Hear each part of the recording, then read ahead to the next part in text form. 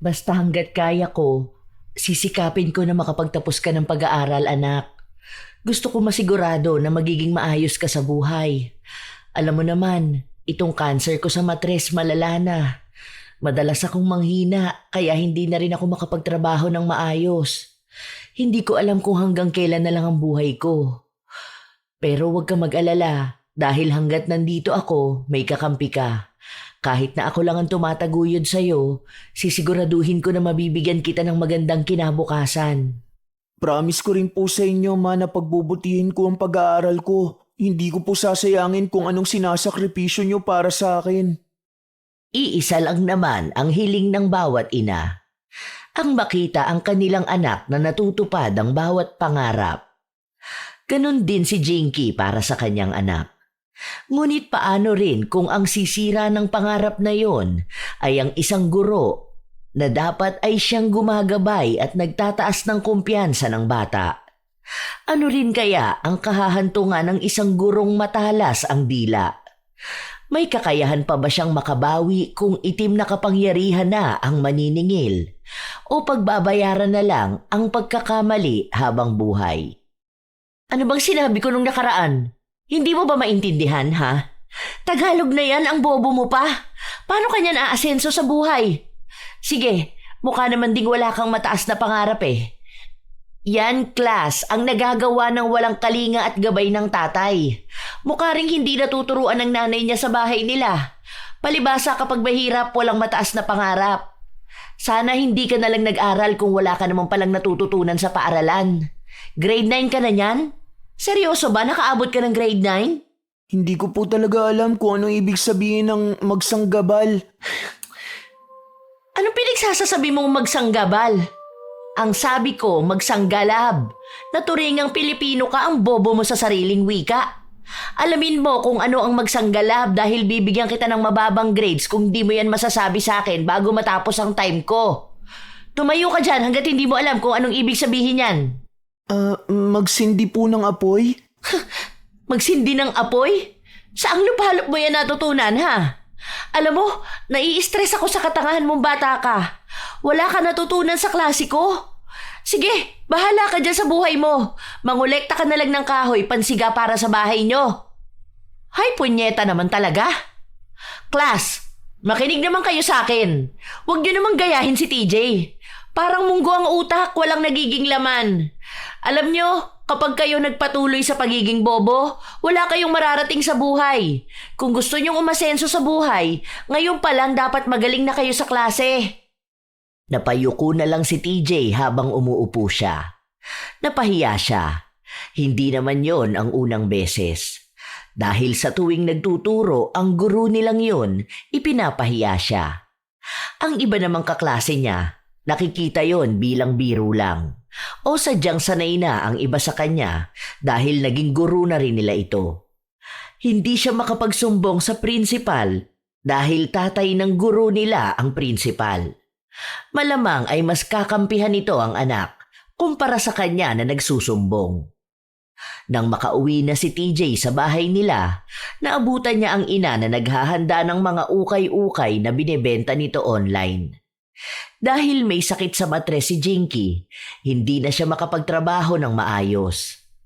Bilang siya na lang ang tumataguyod sa anak, gagawin niya ang lahat para mabigyan ito ng magandang kinabukasan. Kaya hindi rin makapagsabi si TJ ng dinaramdam niya. Ayaw niyang maging dagdag stress sa kanyang ina. Marami na kasi itong iniisip para sa kanilang dalawa dahil bibihira lang kung magbigay ang kanyang ama. May sarili na kasi itong pamilyang binubuhay. Kumain ka na muna, anak. May ginawa ako dyang Graham bar. Gusto mo yon, di ba? Naalala ko kasi bumili ka nun eh. Ang sabi sa akin, pwede raw yung ibenta eh. Lalo na daming bata dito sa atin. Dagdag na lang din sa pinagkakakitaan ko. Sige po, ma. Bihis lang po ako saglit. Okay ka lang ba? Bakit parang nakasimangot ka dyan? Ang dami mo bang ginawa sa school? Opo eh. Walang gana ang bata na pumasok sa loob ng kwarto. Nagbihis siya pero sadyang tamad na tamad siya. Sobrang bigat ng nararamdaman niya dahil araw-araw niyang iniisip ang sinasabi sa kanya ng guro. Paulit-ulit na bumubulong sa kanyang utak ang mga biro na tunay na nakakasakit sa kanya. Bata pa siya masyado para matanggap ang ganong klaseng puna. Sa mga araw na lumipas, walang nangyayaring pagbabago sa buhay ni TJ. Sa tuwing nakikita siya ng guro, sa labas man ng klase nito o sa mismong klase, nagmimistulang naging paborito siya nitong kutsain. Dumating na naman ang klase ni Madam Abalos. Klase na kalbaryo para kay TJ.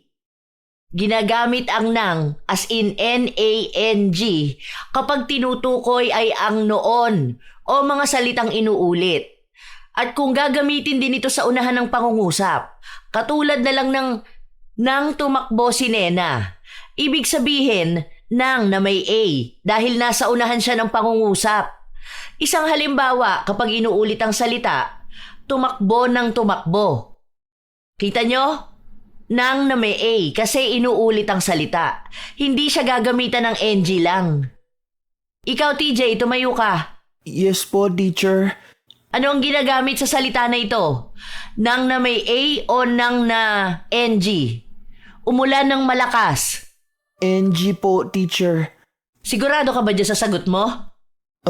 Opo. Yun! Ang galing! Ang talino mo sana kung hindi ka bobo. Umupo ka na dyan. Hindi mo iniintindi ang sinasabi sa'yo. Nang na may A dahil nga nagsasabi ito ng paraan at sumasagot sa paano. Paano umulan? Malakas, di ba? Umulan ng malakas. Nang na may A. Sige, isa pang sample. Magbigay ka, TJ. Teacher, ako po ulit? Ano bang sabi ko? Tinawag kita, di ba? Bingi ka rin pala? May depekto na tenga mo? O baka nagpapalit ka na ng pangalan dahil tinipid masyado kaya ginamitan ng 2 letra lang? Magbigay ka ng sample. Ayoko nang inuulit, ha? Sa bahay ng lola ko? Yon! Ang galing mo talaga, TJ, dahil isa na namang katangahan. Nakaka-proud ka dahil sobrang consistent ng pagiging tanga mo. Nang yan na NG. Ang hirap talaga magturo sa bobo. Hindi gumagana ang utak. Ikaw, April. Yon, tama ka. Kumain ng mabilis. Dahil paano kumain? Mabilis, di ba? Kaya nang na may A. Ayan, TJ, tingnan mo ang mga kaklase mo. Nakatama kahit isang tanong. Baka next week mo pa ito magigets, ano? Okay lang yan. Loading pa yung utak mo. Hindi natin agad maaagapan kapag mahina ang kokote. Napahiya na naman sa klase si TJ. Pinipilit naman niya ang sarili na maging matalino o makasabay man lang sa mga kaklase niya. Kung tutuusin, hindi naman mahina ang utak ni TJ. Nakakasagot naman siya sa iba nilang klase. Mataas din ang nakukuha niya. Sadyang nawawala siya sa ulirat kapag si Miss Abalos na ang kanyang kausap. Dahil hindi pa siya nagsasalita, nalait na siya. Dahil din doon, nawalan siya ng kumpiyansa sa kanyang sarili. Isang araw, nasa loob ng silid-aralan ang ilan sa mga kaklase ni TJ. Wala pang klase noon dahil ilang minuto pa bago magsimula. Nagbabasa ng libro si TJ hanggang sa kinausap niya ang katabi niya. Ang ganda nito. Alam mo, pangarap ko maging writer eh. Alam mo yun, magsusulat ako ng libro tapos marami makakabasa. Bibigyan kita ng libro pag nangyari yun. Alam mo yun, yung nakaupo ako tapos ang daming book sa gilid ko. Tapos pirma-pirma ako. Tapos may mga magpapapicture sa akin, ganun. O kaya magsusulat ako ng tungkol sa mga balita. Hindi nila napansin na nakatayo sa tapat ng pinto si Miss Abalos. Nalaman lang nila noong natawa ito. Anong pangarap mo maging writer? Talaga ba? Paano ka magiging writer kung bobo ka? Kung hindi mo nga magets yung tinuturo ko. Huwag mong taasan yung pangarap mo, ha? Hanggang pagiging kargador ka lang o kaya maging mangingisda. Natatawa naman ako dyan sa pangarap mo. Napili mo pa talaga yung hindi pwede sa bobo na gaya mo. Kung ako sa'yo, para hindi ka ma-disappoint sa sarili mo, babaan mo yung expectations mo, bata. Hindi ka magiging katulad ng iniisip mo dahil ngayon pa lang wala ka ng kakayahan. Ibig sabihin, kung mahina ka sa pag-aaral, mahina ka ring umabot ng pangarap. Huwag mo nang lukuhin ang sarili mo.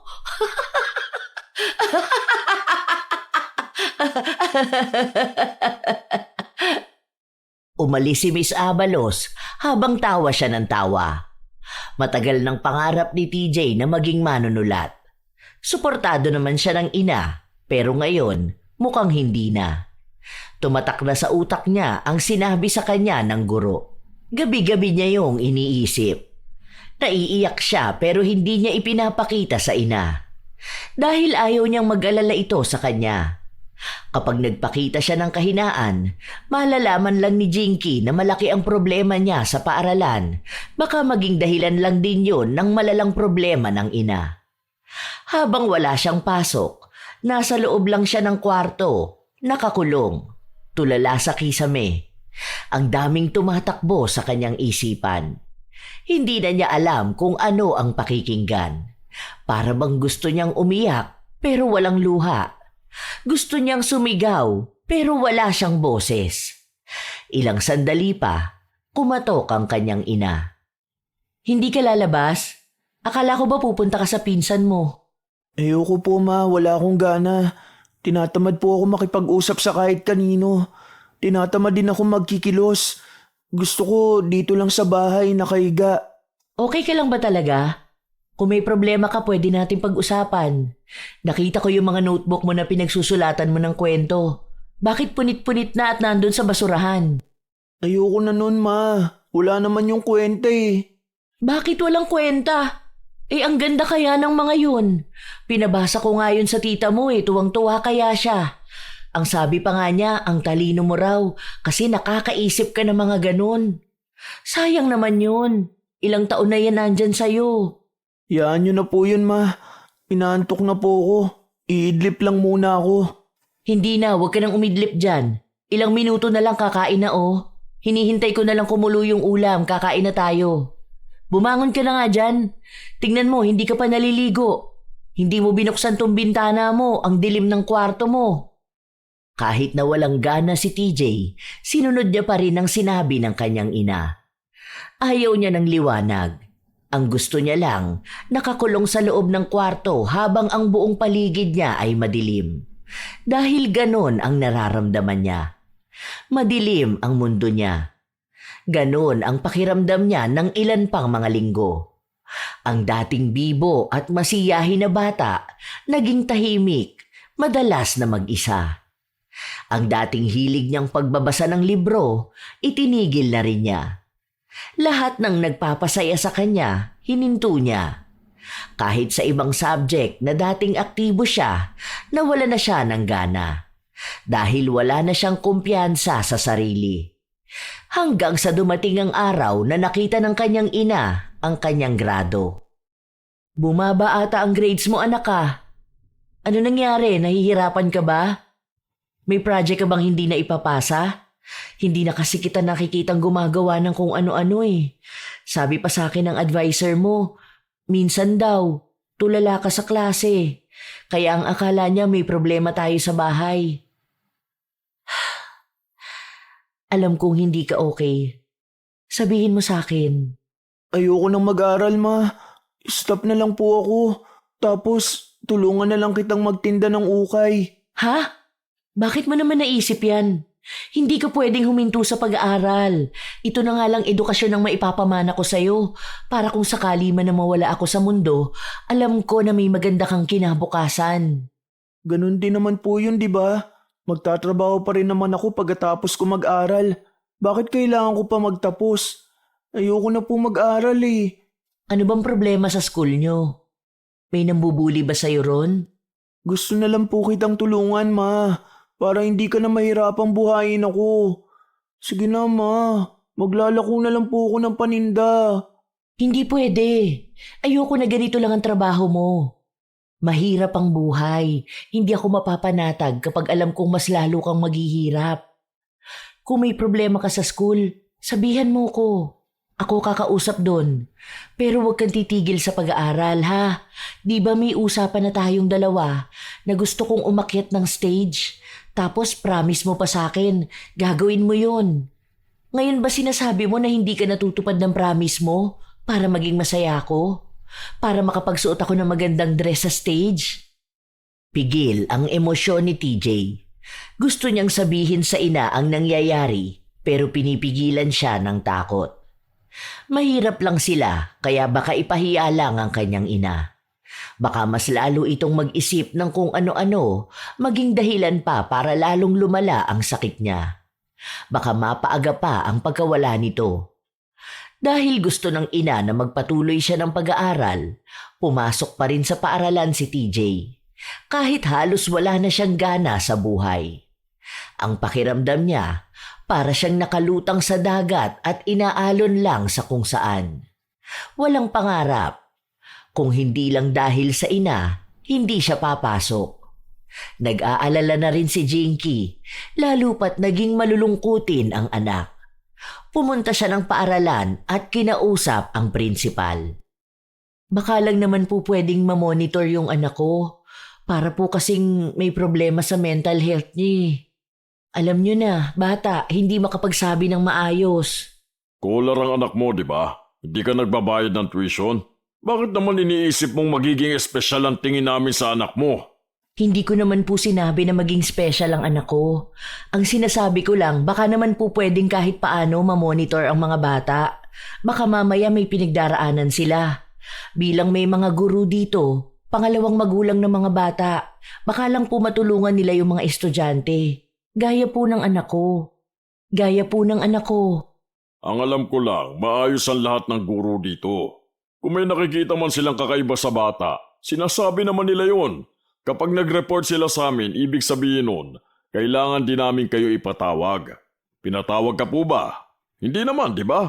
Ibig sabihin, kung gagamitan ng common sense, kung meron ka man nun ha, walang nangyayaring masama sa anak mo. Sana yun din ang intindihin mo. Saka lahat kami rito busy.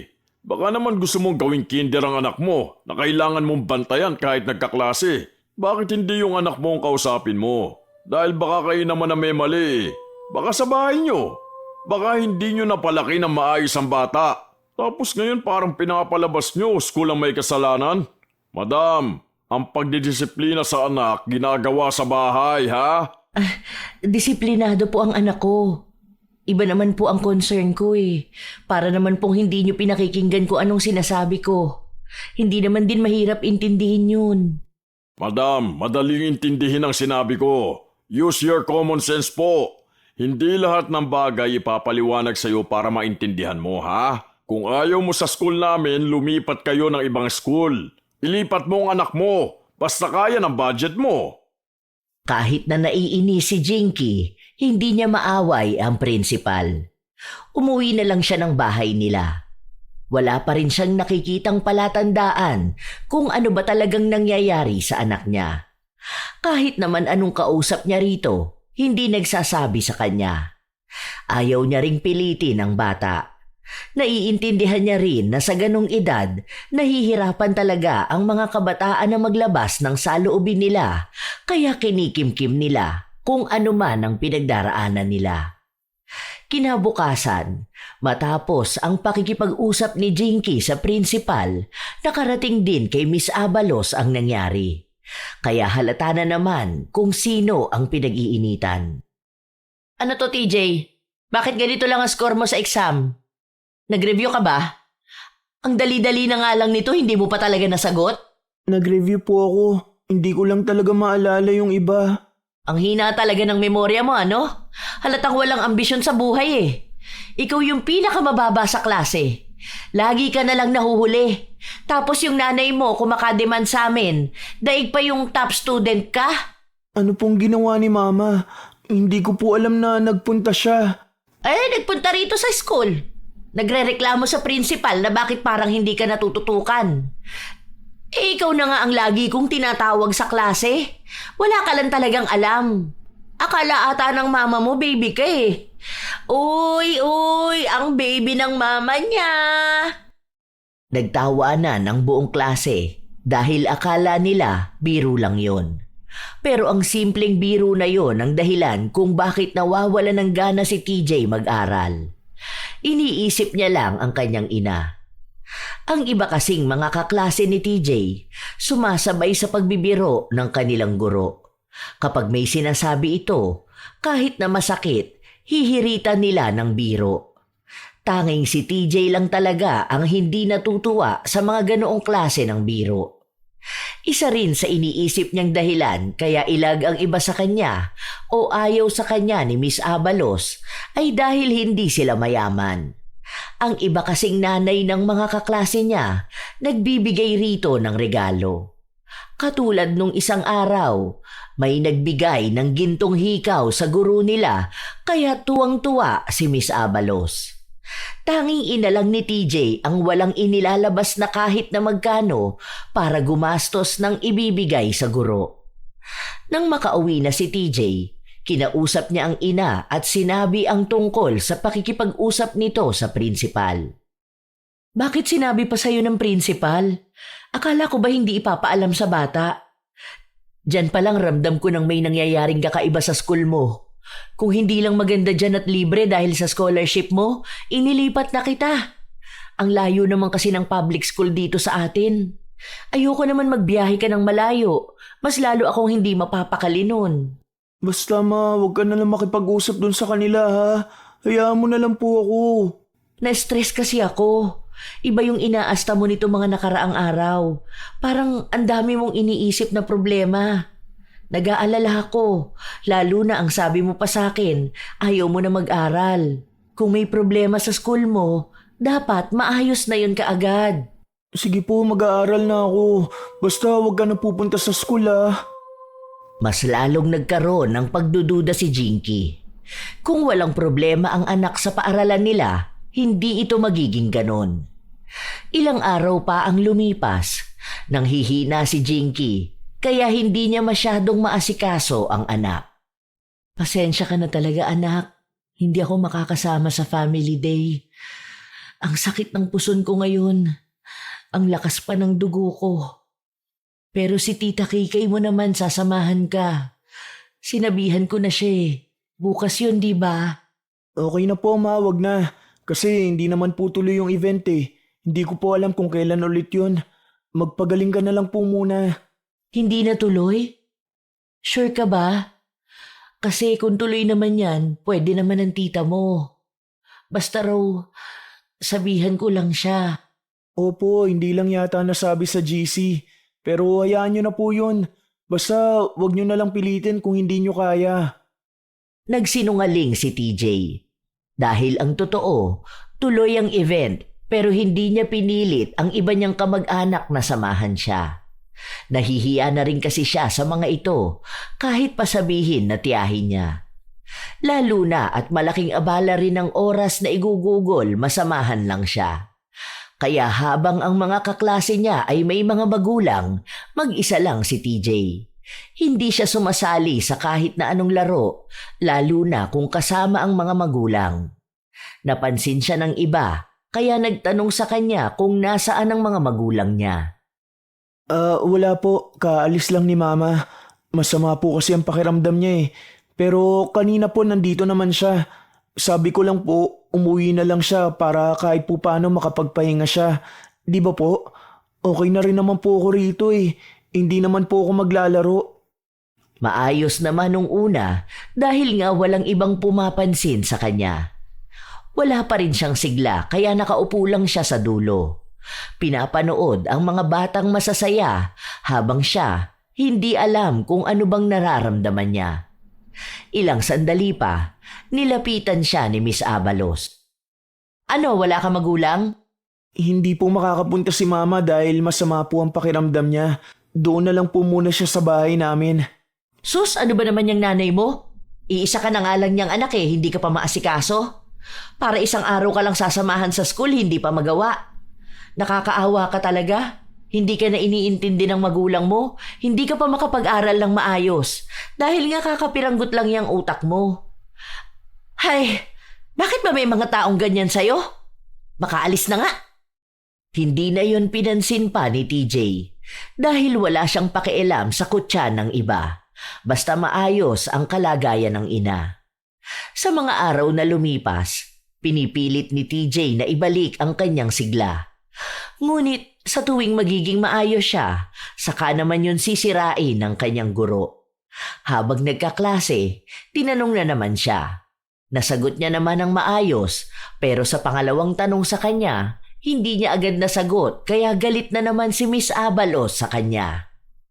Halatang wala kang silbi, ano? Simple na nga lang tong tinatanong ko, hindi mo pa talaga masagot?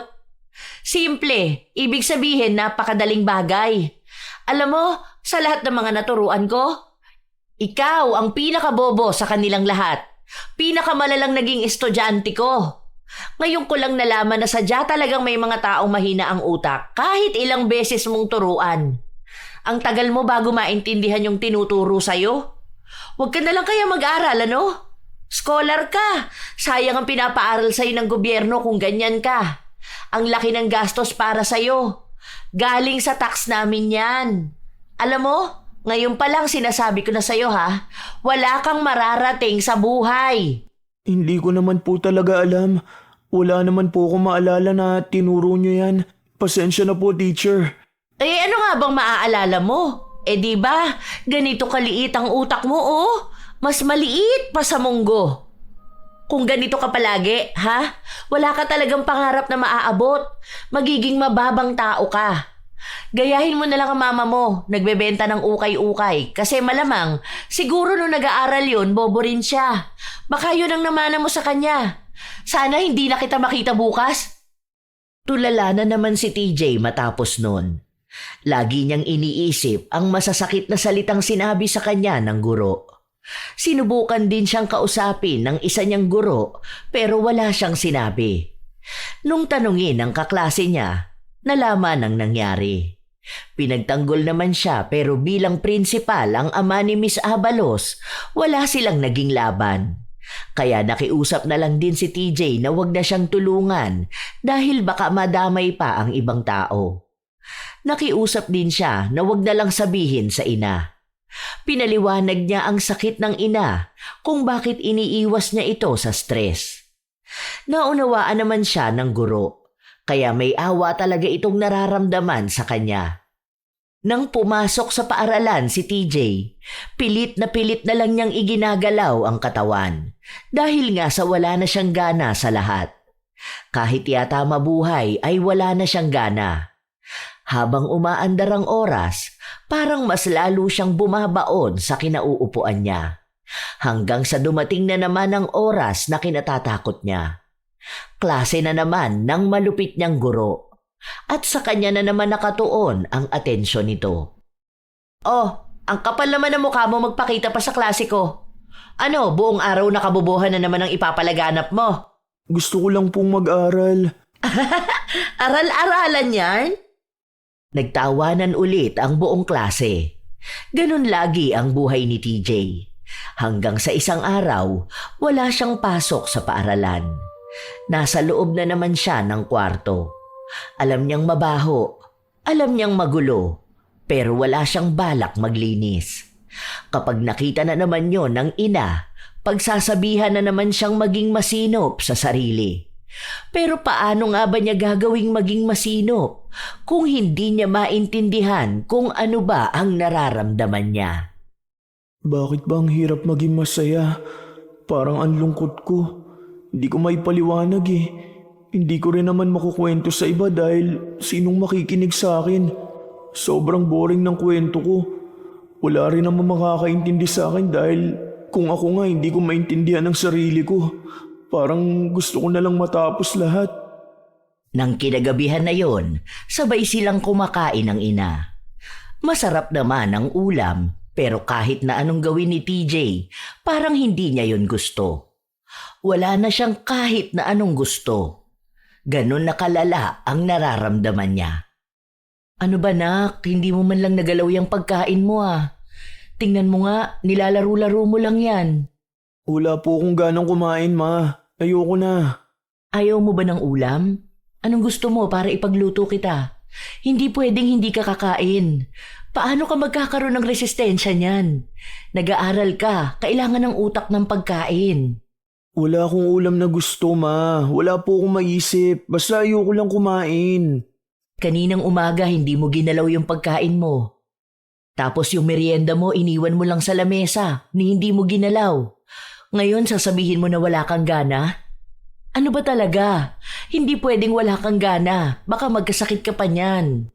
Hindi ko alam eh. Basta alam ko po busog ako. Hindi ka tatayo dyan hanggat hindi mo kinakain yan. Sige, kahit na hindi mo na ubusin yan, kahit na kalahati lang ang makain mo, para lang malamanan yung tiyan mo. Hindi pwedeng matulog ka nang hindi kumakain. Pinilit ni TJ kumain, pero naduwa lang siya. Nagsuka. Parang hindi tinatanggap ng tiyan niya ang sapilitang pagkain dahil wala talaga siyang gana. Naging problemado ang ina dahil hindi nga siya kumakain. Ang lamlam pa madalas ng mga mata. Hindi nag-aayos ng sarili. Walang pakialam sa buhay. Isang araw, habang wala si TJ at nasa paaralan, pumasok sa loob ng kwarto ang kanyang ina. Hay, ang batang yun talaga. Napakakalat ng kwarto. Oh, may bulok na prutas pa rito. Ito yung merienda na bigay ko sa kanya nung nakaraan.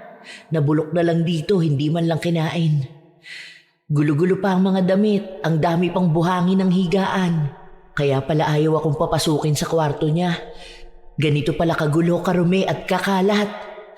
Pagsasabihan ko nga yan mamaya. Alam niya naman na ayokong pinababayaan niya ang kwarto niya. Pero kung magulo ang kwarto niya, ibig sabihin daw nun magulo ang utak. May nabasa ko na baka anxiety o depression. Ay naku naman, huwag naman sanang makaranas ng ganun ang anak ko. Nakakatakot na kondisyon pa naman yun.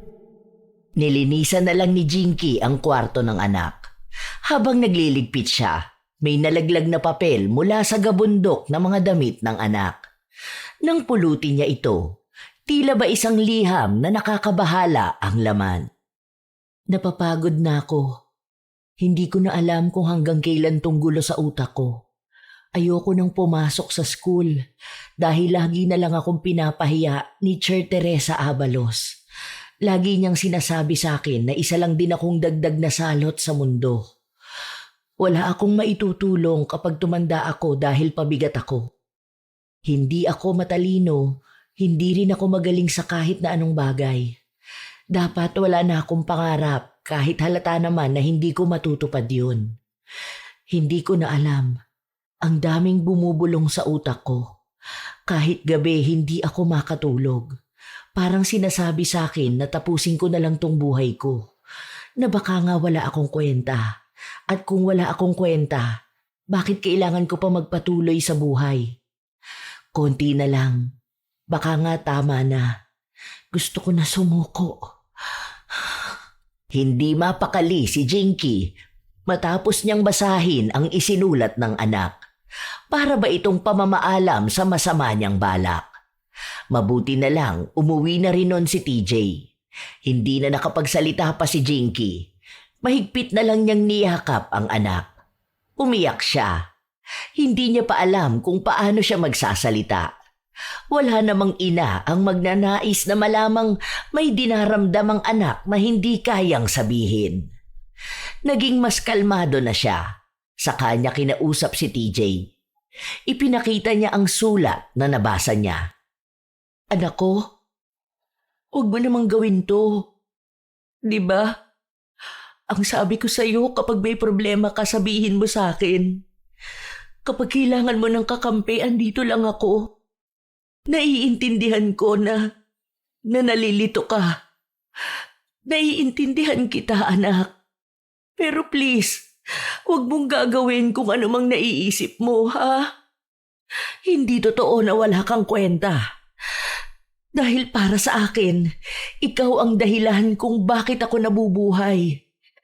Ikaw ang dahilan kung bakit nandito ako sa mundo at lumalaban. Marami kang pangarap.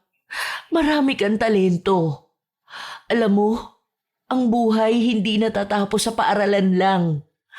Kahit na kailan, hindi sukatan ng taas ng grado. Dahil ang buhay, maraming ibig sabihin. Malawak ang mundo. Ang paaralan, ang grado, parte lang yan ang buhay mo. Pero hindi yan ang pagkatao mo. Mas makabuluhan ka kaysa sa grado mo. Kaya huwag mong iisipin na dyan lang iikot ang buhay mo.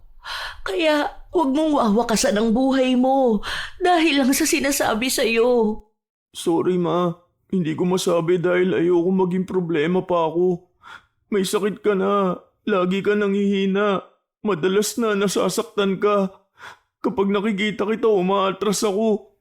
Kasi paano kung makadagdag pa ako sa iisipin mo? Ayoko nun. Hindi ka problema. Kahit na anong mangyari, hindi ka magiging problema sa akin. Kung pinagagalitan kita minsan o pinagsasabihan, hindi ibig sabihin nun na problema ka. Kaya sabihin mo sa akin lahat, ha? Paano po ma? Feeling ko wala na akong halaga eh. Lagi ko nararamdaman na ang dilim ng mundo. Parang wala akong makitang pangarap.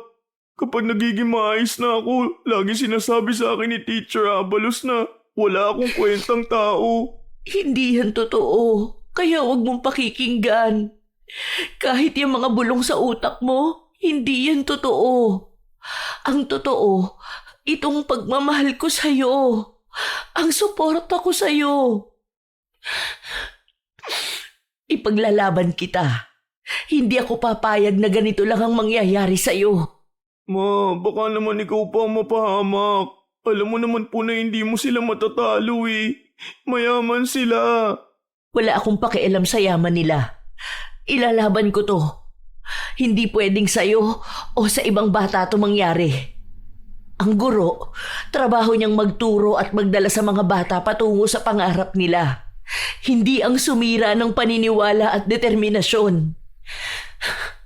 Kakampi mo ko. Doon, kahit na paano, gumaan ang pakiramdam ni TJ. Para siyang nakalabas sa kadiliman. Lalo na noong mahigpit siyang niyakap ng kanyang ina. Kinabukasan, sumugod si Jinky sa paaralan kung saan kinausap niya si Miss Abalos. Hindi na siya nag-aksaya pa ng oras para ilabas ang hinanakit niya. Anong karapatan mo sabihin na walang kwenta ang anak ko? Teacher ka! Matalino ka! Bakit hindi mo ginagamit ang utak mo? Hoy! Excuse me! Anong pinagsasasabi mo dyan? Huwag mo akong kakausapin ng ganyan dahil hindi kita ka-level. Hindi talaga, dahil isa kang mababang uri ng tao.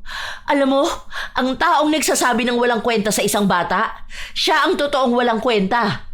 Dapat alam mo kung anong epekto ng mga salita mo sa bata. Nag-aral ka, di ba? Hindi mo yun alam? Baka pasang-awa ka lang nun. Walang naiwan sa kukote mo. Hindi ko kasalanan kung walang utak ang anak mo. Dapat ikaw ang dumidisiplina sa kanya. Ikaw ang nanay niya, di ba? Kaso mukha namang napabayaan mo rin siya eh. Palibasa, wala kang asawa. Wala ka rin namang asawa. Wala kang anak. Hindi ka kasi pwede maging magulang. Bukod sa wala kang kwentang tao, wala ka ring respetong maituturo sa anak mo. Feeling matalino ka eh. Kung magkakasalubong tayo sa labas ng school, magmumukha kang luka-luka. Hay, hindi ko sasayangin ang oras ko makipagtalo sa mababang uri ng tao. Ipaglaban mo kung ano yung gusto mo ipaglaban. Bahala ka sa buhay mo. Huwag mo akong guguluhin ha, dahil ako ginagawa ko lang kung anong trabaho ko. Ang turuan at itama ang mga bata kapag nagkakamali sila. Isang beses lang nagbabanta si Jinky dahil ang susunod na gagawin niya, tiyak may mapaparusahan. Lumapit siya sa principal. Sinabi niya ang tungkol sa ginawa ni Miss Abalos. Umaasa siya na baka sa pagkakataon na yon ay may makinig sa kanya at bilang namamahala ng mga guro, may gagawin ang ama ni Miss Abalos. Ngunit sa bawat kwento niya, humihikab pa si Carlito. Tunay na nakakabastos dahil wala siyang maramdaman na simpatya para sa problemang kinakaharap ng kanyang anak. Ay nako madam, parte talaga ng buhay ng mga bata yan. Huwag natin gawing sensitive ang mga anak natin ha. Noong ang kabataan ko, mas malala ang mga teacher namin eh. Wala namang ganito na sumugod na nanay. Kaya tignan mo, ang tatag ng mga matatanda. Huwag mong igaya ang buhay mo noon sa buhay ng mga bata ngayon. Kaya mataas ang suicidal rate sa mga kabataan dahil sa ganyang mindset. Hindi ba kayo nagseseminar tungkol sa mga nangyayari ngayon? Sa bagong henerasyon? Talagang ganyan ka mag-isip? Ginawa kasing sensitive ang mga bata. Saka yung anak ko, palabiro yun. Kung hindi marunong tumanggap ng biro ang anak mo, malamang masasaktan siya. Dadamdamin niya yun. Hindi naman pwedeng seryoso lagi ang mga guro, di ba? Boring naman yun. Minsan, kailangan natin ng konting saya. Ganon din sa pagtuturo sa mga bata. Imbis na yung anak ko ang pagsabihan, yung anak mo na lang. Dahil turuan mong hindi maging sensitive. Kung nabuhay pa yan ng panahon ko, baka hindi niya kayanin. Masyadong naging baby ang mga bata Ang sensitive. So wala kang gagawin. Yan lang ang sasabihin mo sa akin matapos ko magreklamo. Bilang prinsipal, ganyan lang talaga. Ano gusto mong gawin ko? Alam nga naman tanggalan ko ng trabaho ang anak ko. Parte naman ng pagtuturo niya yung ginagawa niya. Ikaw rin kasi, para naman tumalino ang anak mo, turuan mo rin. Ah, okay. Alam ko na ngayon kung saan nagmana ang anak mo. Tama nga sila. Kapag walang kwenta ang magulang, malaki ang chance na walang kwenta ang anak. Sayang ang pinag-aralan nyo, hindi pala apply sa ugali. Opo, squammy attitude ako kasi ako walang pinag-aralan. Pero parang magkaka-level tayo. Hindi pala, mas mababa pa kayo. Nakaka-disappoint. Ganitong teacher ang pinupuri kada Teacher's Day. Hindi naman bayani. Walang pakialam si Jinky kung nagalit niya ang principal. Dahil ngayon na alam na niya ang ginawa sa anak niya, wala siyang aaksayahin na oras para gantihan ang mga ito. Hindi na siya papayag na minsan pang iisipin ng anak na wakasan ng buhay dahil lang sa hindi makatarungang salita ng tinaguriang guro. Nang makauwi na si TJ, kinausap ito ng ina. May nakausap na ako. Tutulungan daw nila tayong lumapit kay Sir Raffy Tulfo. Irereklamo natin yung teacher mong walang ya, saka yung tatay niyang konsentidor. Dapat lang managot sila sa mga kasalanan nila. Baka sa susunod ibang bata naman ang ganyanin nila. Ma, wag na. Nahihiya po ako. Harap ako dun, mamaya maipakita pa sa TV. Makikita yun ng mga tao kahit na matagal na. Ayoko nun. Mabubuli lang lalo ako. Pag-uusapan nila ako. Ang malala pa po, baka pagtawanan nila ako. Huwag na yun, ma. Mas lalo lang po ako natatakot sa kahihiyan Mas mapapadali tayong makahingi ng tulong kapag ganun ang ginawa natin. Kasi kung aasa lang tayo sa pagsasampa ng kaso, baka walang mangyari.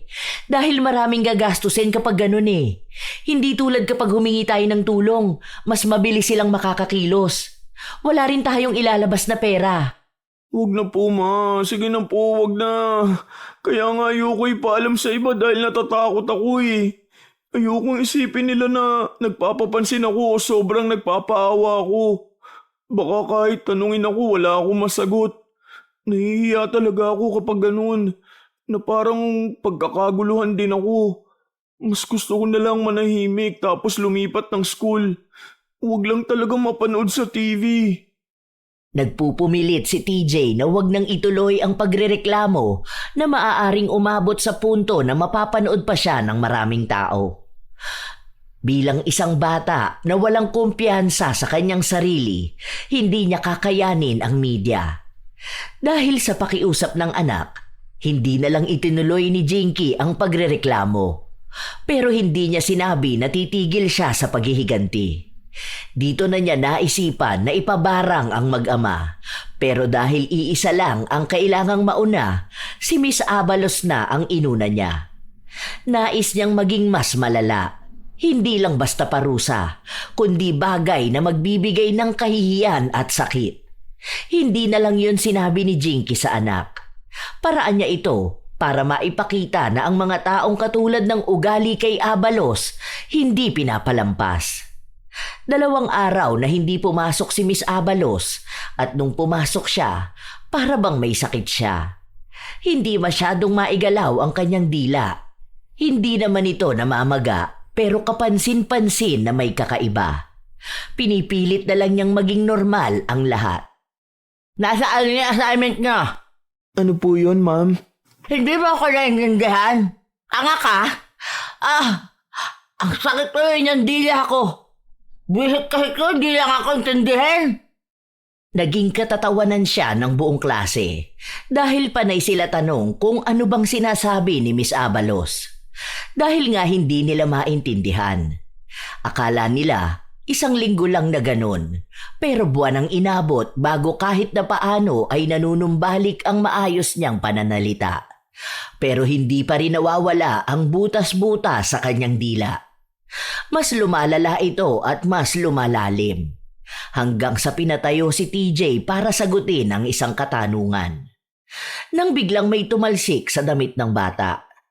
Maliit na uod. Hindi niya alam kung saan galing hanggang sa nakita niyang sa dila ng guro. Kitang-kita nila kung paanong nagbutas-butas ang dila ng kanilang guro at kada maliliit na butas may lumalabas na mga uod.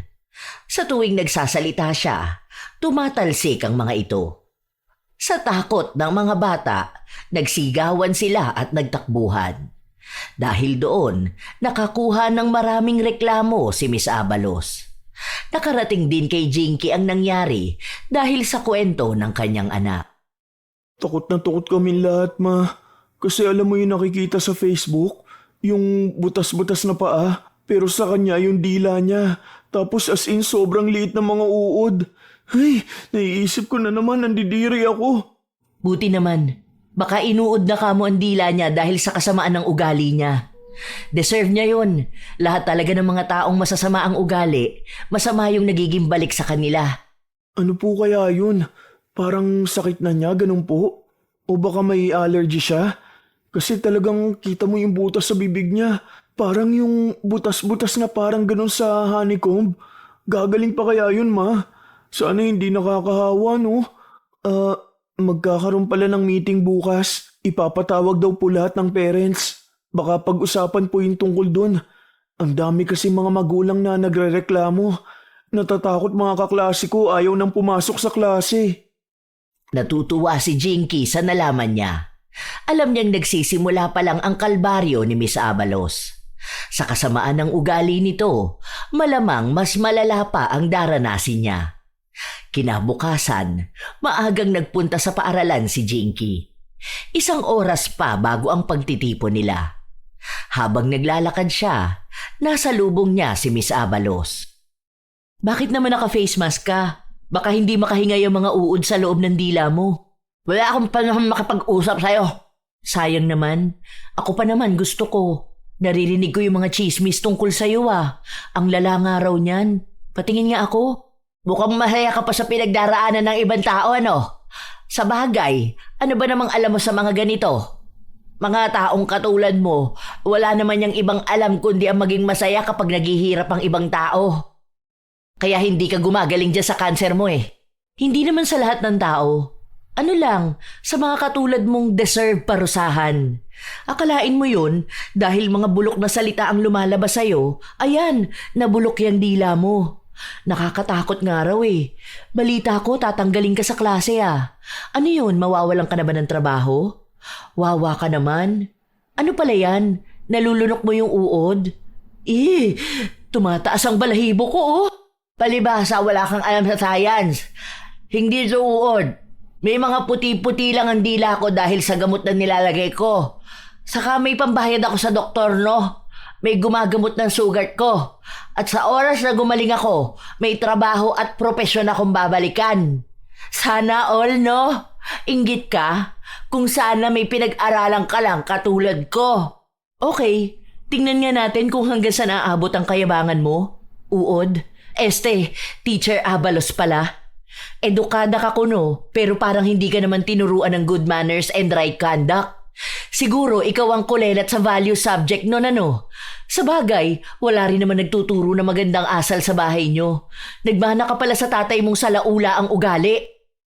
Galit na galit si Miss Abalos. Lalo na at hindi na siya nakapagsalita. Umalis na agad si Jinky. Noong araw din na yon, nagsimula ang pagtitipon. Maraming mga magulang na sumang-ayon na alisin na si Miss Abalos. Lalo na kung may kakaiba itong sakit. Dahil may kaya sa buhay at mayayaman ang mga magulang ng mga bata, likas na may kaartehan sila. Iniisip nila na baka mahawa ang kanilang anak at sila pa ang mahirapan. Naroon din naman si Miss Abalos para ipagtanggol ang sarili niya. Mga mami, agad po kayo matakot ha. Ito po nakuha ko may bigay certificate sa ospital. Naggagamot na po ako. May operasyon ako sa susunod na linggo. Isinasaad ho rito na hindi nakakahawa ang sakit ko. Hindi sa pagtalsik ng laway o anuman. Saka po, walang katotohanan na may uod ang dila ko. Walang lumalabas. May isang bata lang talaga ditong sinungaling at gawa-gawa ang kwento. Kung totoo ang sinasabi mo, bakit hindi mo pa ipakita ang dila mo? Kayo ba, papayag kayo na hindi paniwalaan ng mga anak nyo? Siguro naman lahat ng mga bata na yan nakita mismo ng mga mata nila na nakakadiri ang dila ng teacher nila, di ba? Sige, kung totoo man na walang uod na lumalabas sa butas-butas na dila mo, bakit hindi mo tanggalin ang face mask mo? Pakita mo sa amin ngayon, oh! Wala kang malaking ambag sa school, kaya hindi mo ako pwedeng utusan. Wala naman mangyayari kung ipapakita ko, di ba? Baka kapag nakita mo, mapahiya ka lang din. Okay lang mapahiya ako. Basta masigurado kong nakita talaga naming lahat na totoong maayos yung dila mo. Hindi yung baka mag-overthink kami na uuwi ang mga anak namin na may nakakapit na uod sa kanila dahil tumalsik galing sa dila mo. Sasagot pa sana si Miss Abalos, ngunit nagsalita ang ibang mga magulang. Hiniling nila na ipakita nga ang dila ng guro. Dahil paano sila magtitiwala sa papel na ipapakita niya kung hindi niya patutunayan mismo na walang dapat na ipangamba ang mga magulang. Takot na takot si Miss Abalos kaya hindi niya maipakita. Humingi siya ng kaunting oras. Nagpaalam siya saglit at sinabi na maglalagay lang muna siya ng gamot. Nagpalusot pa siya na hindi raw pwedeng mahanginan ang dila niya dahil dapat lagi itong basa. Tumakbo siya sa opisina ng ama. Tulungan mo naman mga dinis. Ayhin mo lang yung maliliit na uod. Para kapag pinakita ko sa kanila, malalaman nila na wala talaga lalabas. Buwisit kasi yung nanay yung bobong bata na estudyante ko. Pinilit ba naman ako ipakita ang dila ko? Kaya mo na, hindi naman halata eh. Ayoko nga humawak dyan. Takot ako sa ganyang maliliit na buhay. Ay, ano pa yan? Doon ka nga sa labas. Huwag mo ipakita sa akin yan. Kinikilabutan ako. Ang arte mo naman. Anak mo ko, kaya dapat tulungan mo ko. Kadkarin mo lang yung dila ko. Ito naman, akala mo naman mamamatay ka kapag nakahawa ka ng uod. Walang nagawa si Carlito. Dahil kung hindi niya tutulungan ang anak, maaaring mawalan nito ng trabaho. Baka mahirapan pang makapasok sa ibang paaralan. Nang masigurado nilang wala na ang mga uod, saka bumalik si Miss Abalos sa silid-aralan kung saan ipinakita niya ang kanyang dila. Kadiri, ang tataba ng mga uod. Anong uod? Layo ka ba?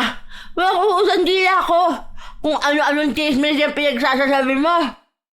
Galit na galit ang mga magulang na may halong takot at pandidiri. Nagsigawan din ang mga bata at lahat sila ay umalis ng silid-aralan. Ang naiwan lang sa loob ay sina Jinky at Miss Abalos.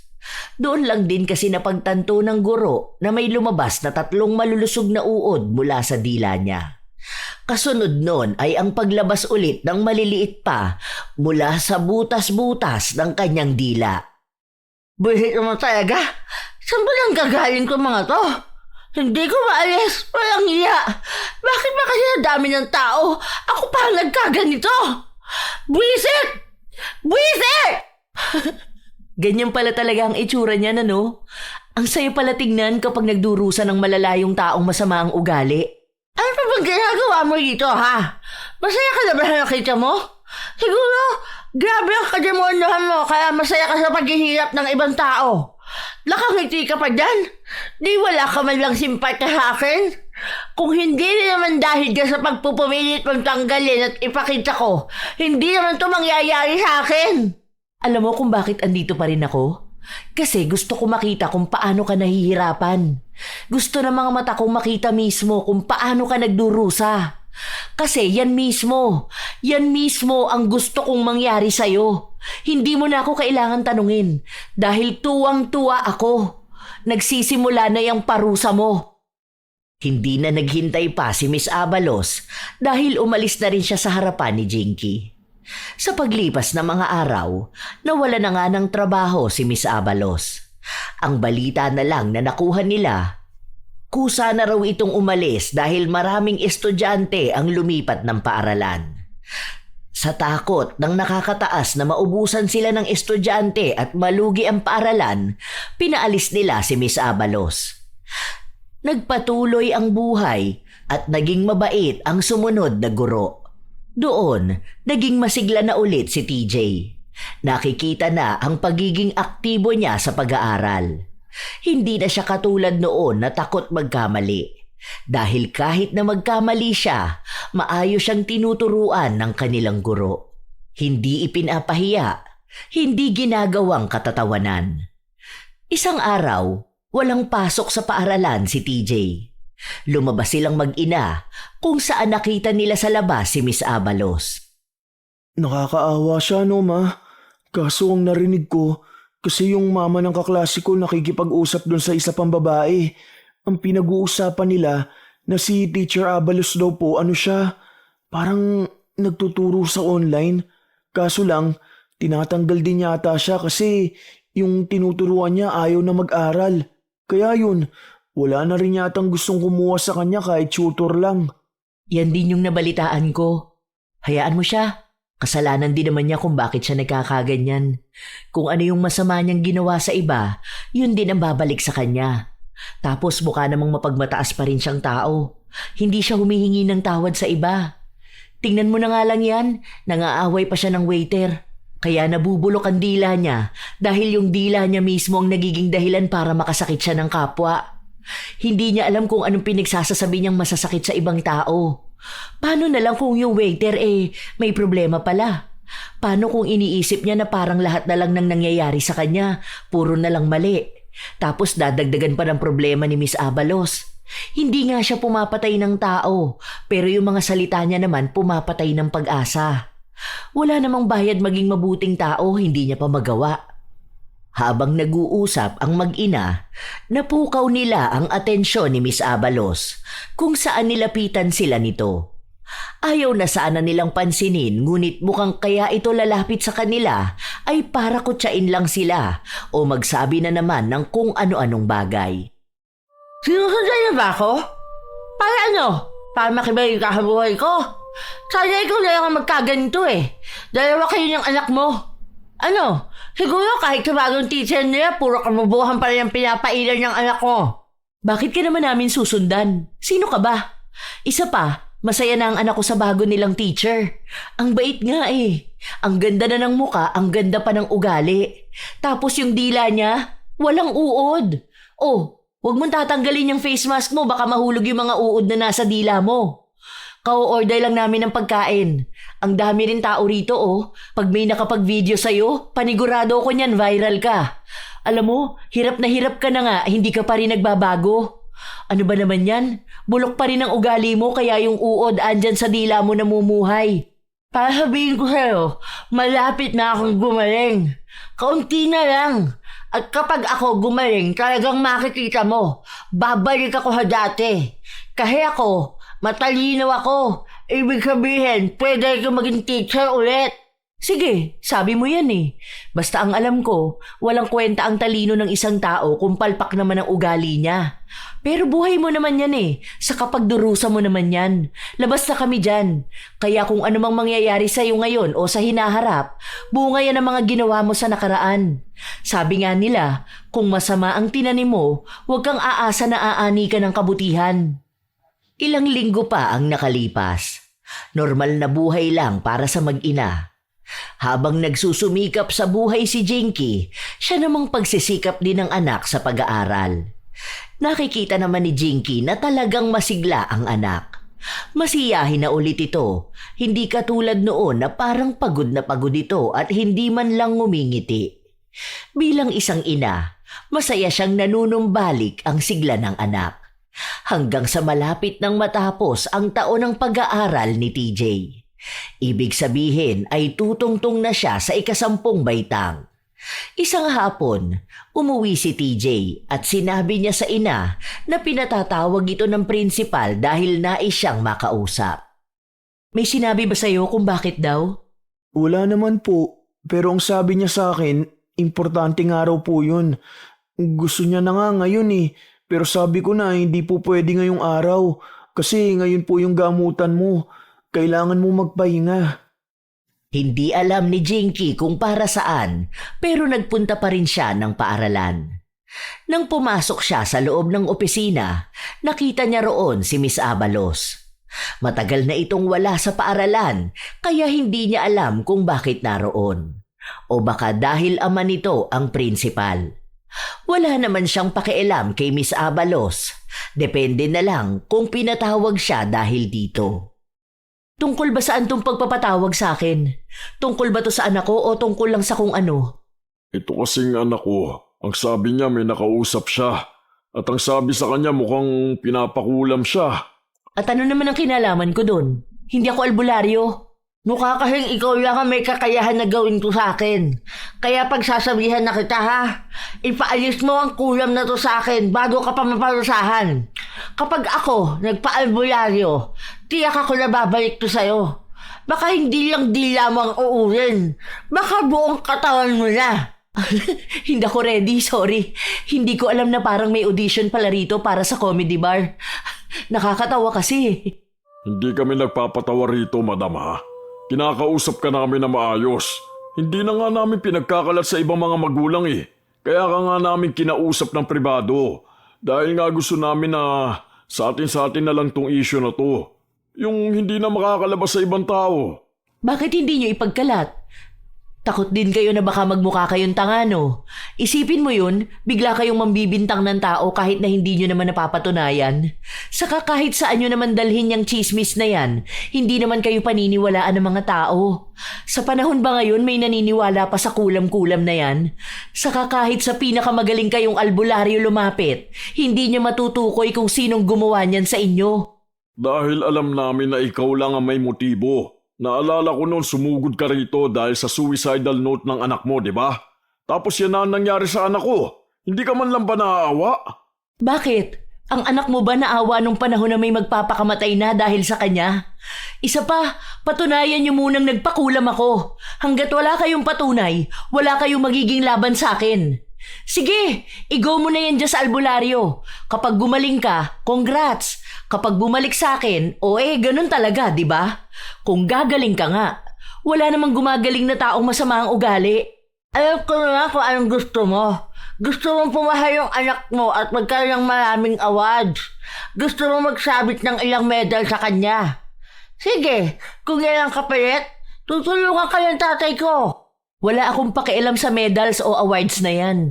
May ganyan man o wala ang anak ko, ayos lang sa akin basta makapagtapos siya ng pag-aaral. Hindi yan ang sukatan para maging proud ako sa kanya. Mahirap kami pero may prinsipyo ako. Kung ako man ang gumawa niyan sa'yo, hanggang sa kamatayan ko hindi ko yan babawiin.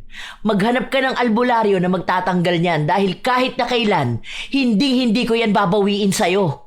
Magdusa ka habang buhay dahil yan ang nararapat sa'yo. Huwag mo akong guluhin o takutin. Kahit na sa kamatayan, hindi ako takot. Huwag ka na magbatigas. Sige, pera, gusto mo? Total, mahirap ka. May sakit ka yan, di ba? Bibigyan kita ng pera para man makaya mong buhayin ang anak mo. Kaya kong buhayin ang anak ko mag-isa. Hindi mo ako mabibili.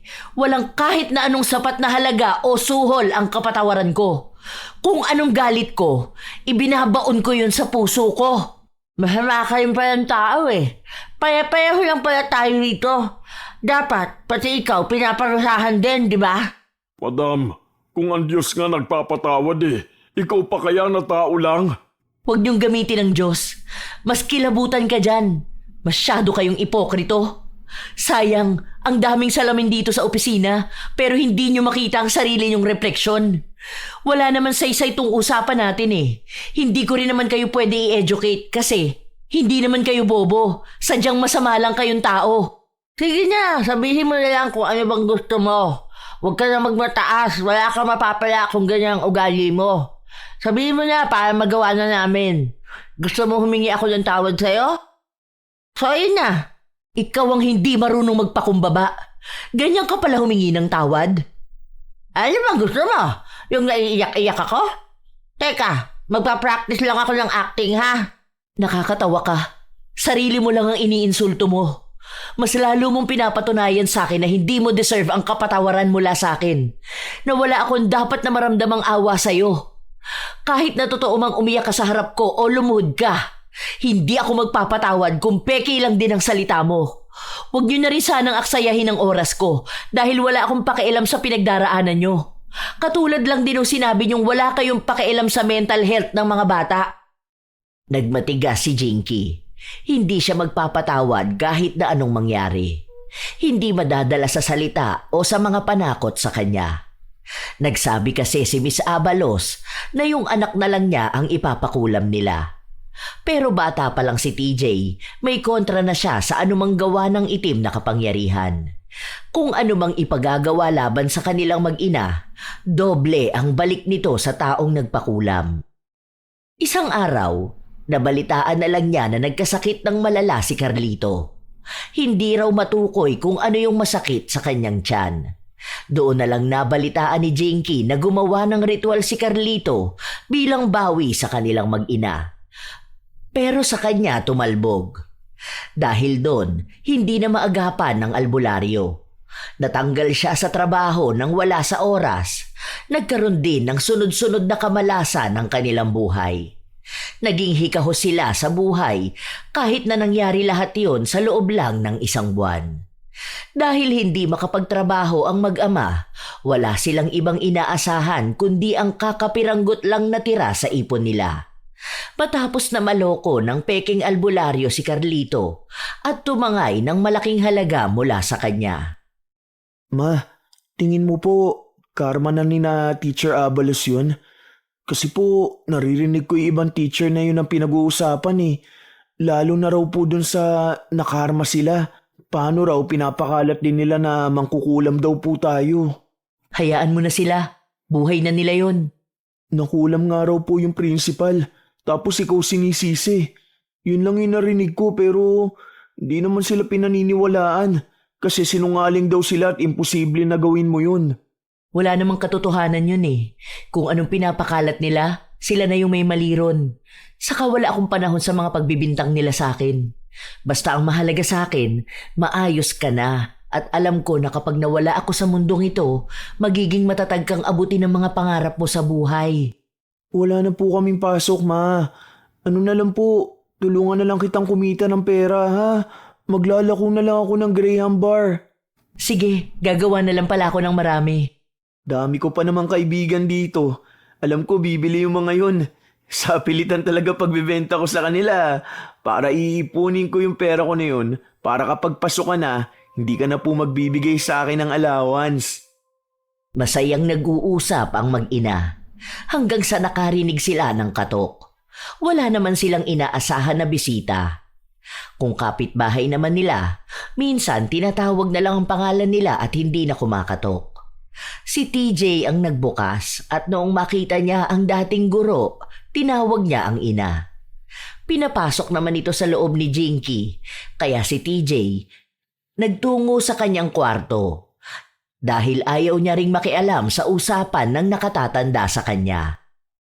Anong kailangan mo sa akin na talagang sinadya mo pa ako sa bahay ko? Gusto kong humingi ng tawad sa'yo. Alam mo, sa dami niyang nangyari sa buhay ko ngayon, masasabi ko talaga na marami akong natutunan. Ang dami kong taong nasaktan.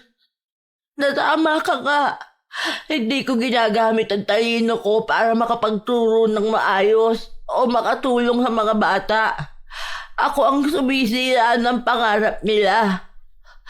Sana mapatawad mo ako. Patawarin mo rin ako, pero hindi ko kayang magpatawad. Hindi pa ngayon. Hindi ko alam kung kailan. At hindi ko rin alam kung mangyayari pa. Please, parang awa mo na. Patawarin mo na ako. Hindi ko na alam kung anong gagawin ko sa buhay ko. Kung alam mo lang kung ano nang nangyayari sa amin ngayon. Alam ko naman na nagkamali ako. Wala na ba akong karapatan na magkaroon ng bagong buhay? Paano ko maipapakita na nagbago na ako kung ayaw mo kong patawarin? Maawa ka naman sa akin. Yung tatay ko, hirap na sa buhay Wala na akong ibang choice kundi lumuhod sa'yo. Hindi mo na kailangan lumuhod sa akin. Hindi na magbabago ang isip ko. Wala na akong magagawa sa sakit nyo ng tatay mo. Isa pa, kaya namang ganun na nangyari sa tatay mo dahil sinubukan niya kaming ipakulam, di ba? Yung anak ko, ilang taon lang ba yan? Ako, may cancer. Hindi pa ba sapat na nagdurusa na rin kami sa buhay? Gusto niyong gumawa ng masama sa kapwa niyo at nung kayo ang binalikan ng masama, bigla kayo magpapaawa? Magbabago na ako, pangako. Alam ko na ang gagawin ko ngayon. Hindi na ako babalik sa kung anong ugali ko noon. Pangako ko yan sa'yo. Please, maawa ka na sa akin. Hindi ako naniniwalang nagbabago ang taong masama. Walang sakit, walang pagdurusa ang magpapabago ng ugali mo. Kaya ka lang ganyan. Kaya ka lang mabait ngayon at nangangako na magbabago ka dahil yun lang ang naiisip mong paraan para maging maayos ka. Pero hindi yun ang totoong nararamdaman at gusto mo. Bakit? Di ba malaking kasalanan din tong ginawa mo sa akin? Oo, at hayaan mo akong pagbayaran ko kung ano man yung nagawa ko. Pero hindi ako magpapatawad. Hindi ko kaya. Kaya wala kang mapapala sa akin. Kahit na umiyak ka pa at ilang beses mong sabihin sa akin na magbabago ka na, hindi ko pa rin kaya. Para to sa anak ko at sa anak ng ibang tao na maaaring mabiktima mo. Para sa kinabukasan ng ibang mga bata. Para sa mga pangarap nilang nasira mo at masisira mo pa lang. Dahil alam ko at naniniwala ako na sa oras na maging maayos ka at alam mong walang ibang taong kakalaban sa'yo, babalik ka sa pagiging masama. Kaya hindi ako magpapatawad. O kung magpapatawad man ako, wala na para alisin ang parusa na yan sa'yo. Kaya huwag ka nang babalik sa bahay ko. Hindi mo ako madadala sa mga iyak mo. Sa mga pangako mo, sa mga salita mo, kung ano na tong nangyayari sa'yo, yan na mismo ang balik ng pagiging masama mong tao. Kung ano man din ang magiging kabayaran ko dahil matigas ang puso kong magpatawad, nasa akin na lang yun.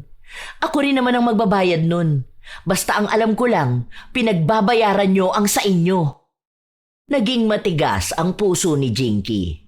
Hindi niya talaga pinatawad ang dating guro ng anak. Alam niya kung nagpapanggap lang ang isang tao kapag humihingi ito ng tawad. At iyon ang nararamdaman niya kay Miss Abalos.